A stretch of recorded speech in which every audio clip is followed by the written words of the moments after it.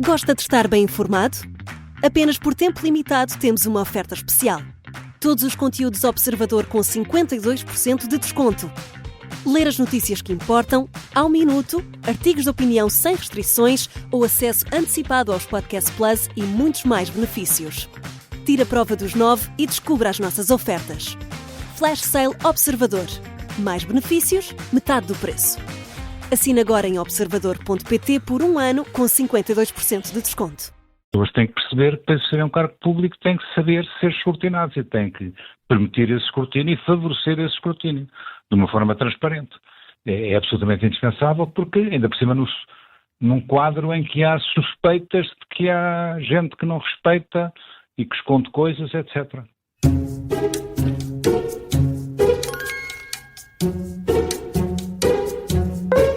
Este é o som da Comissão de Inquérito das Manhãs 360. Esta terça-feira é nosso convidado António Capuz, fundador do PSD e antigo Conselheiro de Estado, que se junta a nós por telefone. Muito bom dia, bem-vindo. Bom dia. Bom dia. Bom dia. Bom dia. Sabe como funciona, António Capuz? Não. Ótimo. Curto e grosso. É assim que preferimos. São 5 perguntas. 5 perguntas. Por cada resposta certa recebe 5 pontos. Se pedir ajuda e acertar tem direito a 2 pontos. E se der a resposta errada, não pontua. Até hoje ninguém conseguiu os 25 pontos. Até hoje ninguém conseguiu nota máxima. O máximo que conseguiram foram 22 pontos. É muito competitivo. É muito competitivo. Muito bem, vamos ver. Vamos lá então. Quantos presidentes da Câmara foram eleitos nas últimas autárquicas? Mais ou menos, vá. 8. Em cheio, 5 pontinhos. Muito bem. António O número Capuz de foi logo autarquias assim. aí bem servido. Em 2014 foi expulso do PSD por ter apoiado um candidato independente em Sintra, isto nas autárquicas de 2013. Já lá vai, entretanto regressou ao partido, mas imagine as presidenciais, só tem uma opção, a de apoiar Marcos Mendes? Não tenho. Da mesma maneira que não apoio da última vez o meu querido amigo Marcelo Rebelo de Sousa, neste momento sou inteiramente livre. Aliás, a cláusula que se aplicou para a expulsão no antecedente, a propósito de eleições autárquicas, não se aplica a uma eleição presidencial. Aliás, eu nem sei quem é o candidato apoiado pelo partido. Não é? Sei quem é o candidato apoiado por dirigentes do partido, por os principais dirigentes do partido, mas até agora não há nenhuma deliberação do partido a apoiar quem quer que seja. Logo veremos. Se mantém só Marcos Mendes ou se aparecem outros. É isso. Com os dados que tem neste momento em cima da mesa, estaria inclinado mais para quem? Não estou inclinado ainda. Estou perfeitamente na vertical. Está à espera. Vertical. Mas é importante. Admito, António Capuz, que possam não surgir... tenho pressa. Estamos a uma grande distância e que podem aparecer novos candidatos, nomeadamente no PSD. Em tempos falou-se, claro, na beleza era a solução ideal. Era a sua preferida, não era? Já o assumiu publicamente. Sim, sem dúvida. Essa ganhava as eleições facilmente. O Pedro Passos Coelho, também se falou nele, e agora o Sr. Presidente da Assembleia da República, o Zé Pedro Aguiar Branco, também se falou. Podem aparecer outros candidatos ligados ao PSD, portanto, eu antes de saber o que é que o Sr. Gouveia Melo, o Sr. Almirante, pensa, de uma forma mais detalhada, já se percebe os contornos do pensamento político dele, e de saber quem são outros candidatos, e eventualmente até candidatos socialistas. Eu tenho uma grande simpatia pelo candidato, putativo candidato do Partido Socialista, o Dr. José Seguro. Não sei, vamos ver. E com que impressão é que ficou desta primeira apresentação de ideias do Almirante Gouveia Melo? Boa, eu acho que sim, acho que teve ideias interessantes. Não creio que... ao contrário do que me disseram, que ele não teria tido uma opinião muito favorável aos partidos políticos, mas a opinião pública também não tem, não é? De maneira que está sintonizado. Mas realçou a importância dos partidos no sistema democrático. Sem dúvida, e isso é positivo. Ou seja, não há nada de extraordinário no artigo que ele escreveu no Expresso, mas tenho que detalhar melhor e vou saber mais proximamente qual é o pensamento político dele. Muito bem, vamos então... Fazendo-lhe perguntas diretamente. Claro, e vamos então aguardar, de facto ainda falta quase um ano para a eleição presidencial. António Capuz, 5 pontos, vamos à segunda questão. É de Cascais, vive em Cascais, aliás foi autarca, presidente da Câmara de Cascais durante muito tempo, e Cascais teve a sua independência administrativa com a Carta da Vila de 7 de junho de 1364, que na altura a separou administrativamente de Sintra. E a pergunta é, que rei assinou essa carta? Dom Pedro. Certíssimo, certíssimo. Cascais tem moradores ilustres e o António Capucho não é o único. Um deles é o Presidente da República, de quem já falou há pouco. Presidente da República há quase 10 anos. Disse que não o apoiou na última eleição. Agora, que balanço é que faz, uma vez que estamos quase a chegar ao fim, que balanço é que faz desta década da presidência de Marcelo Rebelo de Sousa? Não, até agora é um balanço relativamente positivo, mas apesar de tudo, muito aquém das expectativas que eu teria, ou melhor, que seria desejável, porque eu conhecendo como conhecia Marcelo Rebelo de Sousa, sabia que ele tem uma inteligência espetacular, uma habilidade enorme, mas que não tem muito jeito para o lugar, porque fala demais e é muito truculento, é muito traquinas. Isto, enfim, em termos muito simplistas.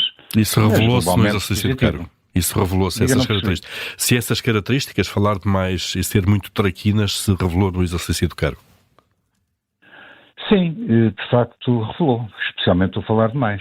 Agora está mais contido ultimamente, mas houve um período em que, de facto, em cada esquina tinha que dizer de sua justiça a propósito e a despropósito, que era um manifesto exagero para o exercício do cargo, que deve ter um certo distanciamento, não direi da comunicação social, mas dos microfones.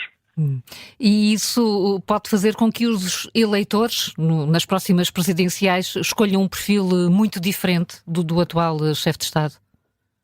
Bom, vamos lá ver. Se as eleições fossem hoje, as sondagens o que mostram é que o Almirante Gouveia Mel ganhava facilmente à primeira volta e que na segunda volta, se fosse com o candidato da extrema-direita, podia atingir os 70% ou 80%, não é? E se não fosse assim, também dificilmente a vitória escaparia ao Sr. Almirante Gouveia Mel. Portanto, os eleitores estão para aí virados e estão para aí virados por culpa dos partidos, fundamentalmente. E acha que a forma como Marcelo Rebelo de Sousa exerceu, continua a exercer, aliás, o mandato, tem responsabilidade de alguma forma na degradação daquilo que é a imagem das instituições e, de uma forma genérica, da classe política? Não, eu não posso responsabilizar por isso, embora possa ter uma ou outra atitude que não foi benéfica para esse fim. Mas a responsabilidade essencial é dos partidos. Basta ver o comportamento dos partidos na Assembleia da República, e verificar os casos que têm aparecido nos principais partidos portugueses, sucessivamente, para criar um certo distanciamento entre o eleitorado e os partidos. Isso é um facto ineludível. António Capucho, isso leva-nos até já à próxima pergunta e pode depois desenvolvê-la a seguir, essa ideia aqui que deixa sobre os partidos. Vamos apelar aqui à sua boa memória. Vamos até 2002, também não foi assim há tanto tempo. Estávamos na campanha eleitoral para as legislativas e a mulher de Durão Barroso sobe ao palco numa ação de campanha em Tondela e compara o marido a um Cherne. Esse episódio ficou marcado, lê o poema Sigamos o Cherne. O que lhe perguntamos agora é quem é o autor deste poema. Não faço a mínima ideia. Então pode pedir ajuda, que é um dos recursos. Quer ajuda? Vamos lhe dar 3 hipóteses. Uma delas vai estar certa. Terá sido Mário Cesarini, Ari dos Santos ou Alexandre O'Neill? Alexandre O'Neill. Pronto, afinal fez alguma boa ideia. Faltam Chernes hoje em dia? Faltam lideranças nos partidos, António Capucho?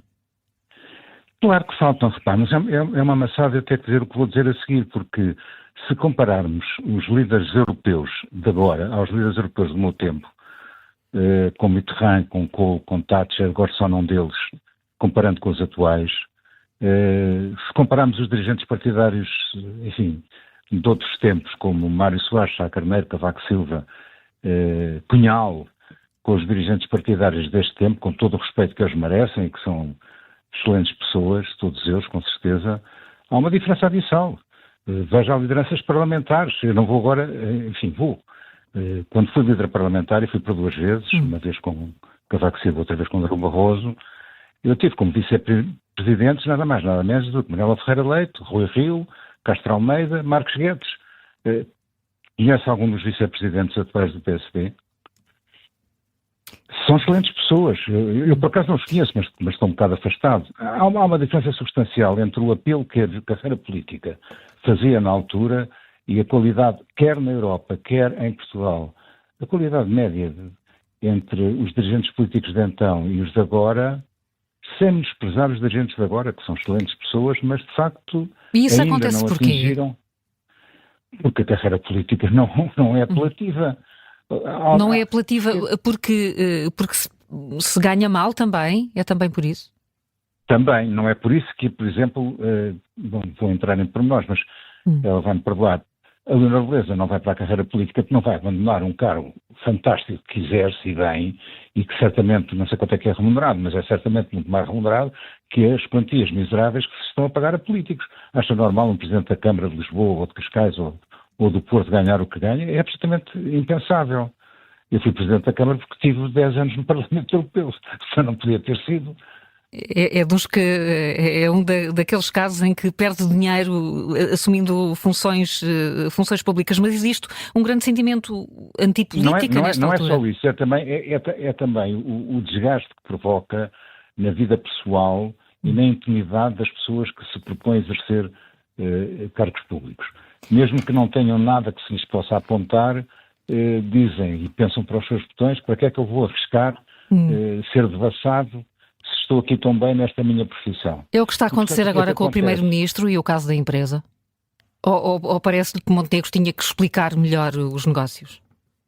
Eu sinceramente não acompanhei muito o problema do Luís Montenegro e não acompanhei muito porque eu acompanho de uma forma, aliás, um bocado doentia a política norte-americana, porque acho que vai determinar completamente o futuro dos meus netos e estou preocupadíssimo com aquele doido que está à frente, o Presidente e o Co-Presidente dos Estados Unidos, que é um aldrabão, um tipo absolutamente execrável. Mas aí também, António Capucho, aí também, nas lideranças internacionais tem havido uma diminuição da qualidade? Claro que tem, aliás fiz a comparação. Veja, eu não conheço agora o futuro presidente, o futuro chanceler alemão, mas conheci o anterior. Comparo com a pessoa que o antecedeu, a senhora que o antecedeu, ou com o Kohl, que fez a unificação alemã e que é do meu tempo do Parlamento Europeu, do Mitterrand. E para além do Mitterrand, eu tive como líder parlamentar na Europa nada mais, nada menos que a Simone Weil e depois o Giscard d'Estaing. Mas pode-se comparar o nível destes líderes com os líderes atuais? Não pode. Há uma diminuição qualitativa acentuada. É uma pena. Portanto, eu não faço a mínima ideia se o presidente do PSD, que para mim é uma pessoa absolutamente insuspeita em termos de honestidade, deu as explicações suficientes. Pelo que vi no telejornal de ontem, de facto, e que eu raramente vejo de fio a pavio, não tenho paciência para telejornais de 1h30, mas enfim, há um telejornal de meia hora que eu vejo com mais assiduidade e vejo as notícias na rádio, claro. Pareceu-me que, de facto, nem o líder do PS, que é o que importa neste caso fundamentalmente, nem em termos de jornalísticos, por exemplo, no artigo do Manuel Tavares, se consideram esclarecidos. Pronto, acho que ele, se não está esclarecido, se ainda não esclareceu suficientemente, é fazer um esforço para melhor esclarecer. Espero que faça. António Capucho, já há pouco falámos aqui de lideranças internacionais, é por aí que vamos agora. Vamos aqui à quarta questão, vai com 12 pontos, e esta é facílima. António Capucho foi deputado europeu, já o disse há pouco, conhece muito bem o funcionamento da União Europeia, aliás, escreveu vários livros sobre o tema.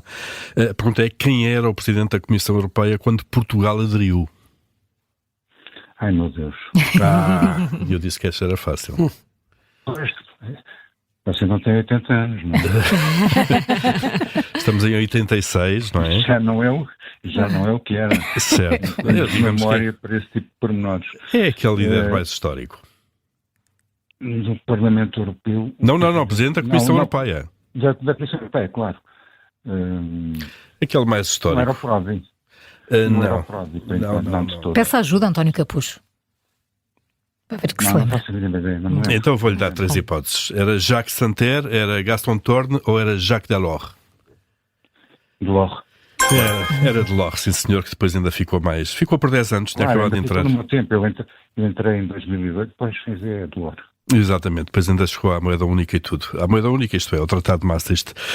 Comparando com esses tempos, já aqui falámos disso em termos nacionais, olhando para a resposta europeia, nomeadamente a esta encruzilhada a propósito da guerra na Ucrânia, como é que o António Capucho olha para isto? A Europa está condenada, de facto, a definhar nos próximos tempos com a quebra desta aliança com os Estados Unidos?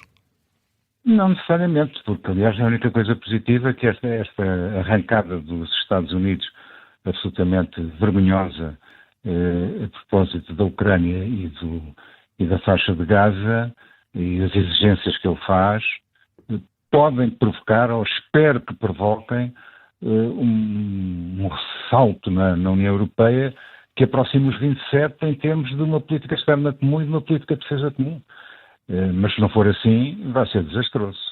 Vai ser desastroso. É preciso criar novos mecanismos para que a Europa possa falar a uma só voz, tenha uma liderança forte e se consiga afirmar no cenário internacional. Pois, eu fui visceralmente antifederalista entre os arranques de Giscard d'Estaing e outros em relação ao federalismo e tinha discussões interessantíssimas a este propósito com o meu queridíssimo amigo Lucas Pires, entretanto desaparecido, que era um grande defensor do federalismo, mas na altura ele era manifestamente contra, com o receio de que a identidade própria dos países, a sua cultura, etc., pudessem desvanecer-se. Mas hoje em dia cada vez mais convence que tem que haver um retoque no sentido do federalismo em matéria de política externa e de política europeia. Se não veja-se o que é que está a acontecer. Quem está a conduzir a política externa europeia não é o António Costa, não é a senhora Presidente da Comissão, é manifestamente, até agora é o Macron. Vale o que vale muito pouco, porque a seguir ao Macron vão lá agora haver um desfile, mais dia menos dia vai lá aparecer o primeiro-ministro inglês do Reino Unido, depois aparece o novo primeiro-ministro alemão, cada um diz de sua justiça e cada um para o seu lado. E depois há sensibilidades diversas dentro da União Europeia. Basta olhar para a Hungria e para a Eslováquia, não é verdade? De maneira que é fundamental. E vamos ter que nos habituar na Europa a poder avançar sem os Estados Unidos, ou com menos os Estados Unidos. Porque, felizmente, há eleições nos Estados Unidos daqui a 2 anos, que eu espero que possam reequilibrar um bocado este caminho para o totalitarismo do Sr. Donald Trump e que ele não se pode recandidatar, portanto daqui a 4 anos podem as coisas melhorar, mas entretanto tudo indica que nós temos que nos desenrascar sem os Estados Unidos. E estas dificuldades... E eventualmente contra os Estados Unidos. E estas dificuldades que a Europa atravessa neste momento, esta dificuldade de afirmação, pode resultar, a seu ver, a breve ou a médio prazo, até no fim da União Europeia? Com as características que tem, se não se entenderem, penso que sim, porque cada um vai puxar para o seu lado. Nomeadamente o aparecimento de países que são geridos por gente muito próxima do imperialismo russo. Veja-se o que se passa na Hungria e na Eslováquia e podem aparecer mais fenómenos deste tipo. E o crescimento da extrema-direita é exclusivamente por responsabilidade nossa, não é? Nossa, quer dizer, dos democratas que não acreditam nas soluções da extrema-direita para resolver o problema dos países. Acha que é do interesse, acha que esse crescimento da extrema-direita é a principal ameaça à União Europeia? É. Neste momento estão a reagir relativamente bem. É a minha convicção, e repare, eu considero-me de centro-esquerda, sempre me considerei, mesmo dentro do partido, e tenho tido vários problemas com essa. Eu defendo o Bloco Central sem qualquer hesitação, e agora vou-me fartar de rir com a criação de um Bloco Central na Alemanha, porque vai-me servir de exemplo para as pessoas que dizem que havendo Bloco Central cresce a extrema-esquerda e cresce a extrema-direita, o que eu acho que é uma fantasia, mas enfim, a democracia pôs-se em perigo quando os governos foram extremamente tolerantes a propósito da imigração. Alguém tem dúvidas? O Trump ganha as eleições não por causa da economia, isso é totalmente falso. Ele ganha as eleições por causa da imigração, da forma muito pouco cuidada como o governo anterior cuidou da imigração e que lhe permitiu, de facto, aquela ofensiva verdadeiramente escabrosa contra os imigrantes e que se está a verificar. E na Europa está-se a passar exatamente o mesmo. E agora estão a reagir. Veja como é que um Partido Social-Democrata que esteve no poder até agora na Alemanha está a reagir em relação aos excessos da imigração. Fomos muito, muito permissivos, que os imigrantes fazem falta, tudo bem, ninguém diz o contrário, e que têm que ser bem tratados e que têm que ser integrados. Agora, não da forma perfeitamente permissiva como aconteceu até agora. Como é que em Itália é possível defender o sistema permissivo que levou a que o eleitorado italiano conduzisse ao poder uma senhora que é da direita mais radical, embora dentro da direita radical é de facto a mais moderada, a mais certinha, digamos assim, a menos perigosa. António Capucho, vamos para a última pergunta e vamos aqui olhar também para a política externa. Já sabemos que acompanha a dos Estados Unidos. Vamos ver se tem aqui alguma ideia da política brasileira. A que político brasileiro é atribuída a frase "eu roubo, mas faço"? Está a pensar em vários nomes, será? Eu estou a pensar em vários nomes, mas não apenas no Brasil. Há de facto, eu já vou não responder à pergunta para fazer uma ideia, mas a permissividade em relação a essa situação, nomeadamente entre nós, é verdadeiramente escandalosa. Então já nos fala sobre isso. Eu vou-lhe dar então três hipóteses: Collor de Mello, Lula da Silva ou Admar de Barros? Admar de Barros. Admar de Barros, governador e prefeito de São Paulo nos anos 50. A história da frase é um bocadinho mais complexa, mas estava a dizer, António Capucho, que isto poderia aplicar a muitos políticos. Este é um dos problemas também da política? Não, é um dos problemas do eleitorado. Mas eu aí tenho um problema de ligação pouco afetiva em relação ao eleitorado. Como é que é possível o eleitorado norte-americano metade ter votado no Trump? Como é que é possível em Portugal um certo eleitorado votar em pessoas que se sabe que é facto que fazem, mas que para fazerem não quer dizer que roubaram, mas que violaram os mais elementares princípios, enfim, da ética e outros princípios de respeito pelo património histórico, etc. Bom, mas às vezes cria-se esta ideia de que para se fazer as coisas é preciso, mesmo que não se cometam ilegalidades, mas de alguma forma contornar algumas regras.